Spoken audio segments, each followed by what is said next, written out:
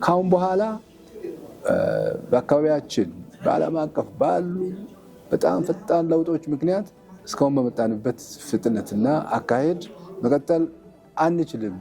በዛ መልኩ እንሄዳለን ካል አንደኛ ሰፊውን ህዝብ መድረስ አንችልም፣ ሁለተኛ ተወዳዳሪ መሆን አይቻልም፣ ሶስተኛ ተጽዕኖ መቋቋም የሚችል የፋይናንስ አገልግሎት ማቅረብ አንችልም። በዚህ ምክንያት ከገበያ መውጣት ሊመጣ ነው። እንደምታውቀው የባንኪንግ ሴክተሩ ለውጭ ገበያ ተከፍቷል።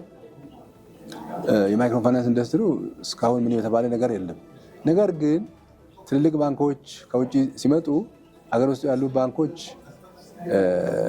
ከነዚህ ባንኮች ጋር በሚያደርጉት ውድድር ምናልባት ወደ ማይክሮ ፋይናንስ ገበያው ሊወርዱ የሚችሉበት ሁኔታ ስላለ አሁን ገጠር ውስጥ ብንኖርም ያን ገበያ ልናጣ የምንችልበት ሁኔታ ይፈጠራል።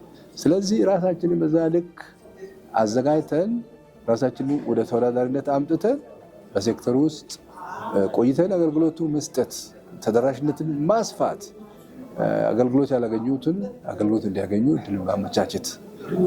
የዚህ ኮንፈረንስ ዋናው ዓላማ ማይክሮ ፋይናንስ ተቋማት ወደሚቀጥለው ሌየር ወደሚቀጥለው ደረጃ ከፍ ብለው ዘምነው አገልግሎታቸውን ዘመናዊ አድርገው የደንበኞቻቸውን ፍላጎት አርክተው ብዙ ደንበኛ ማግኘት ማገልገል እንዲችሉ ማስቻል ነው።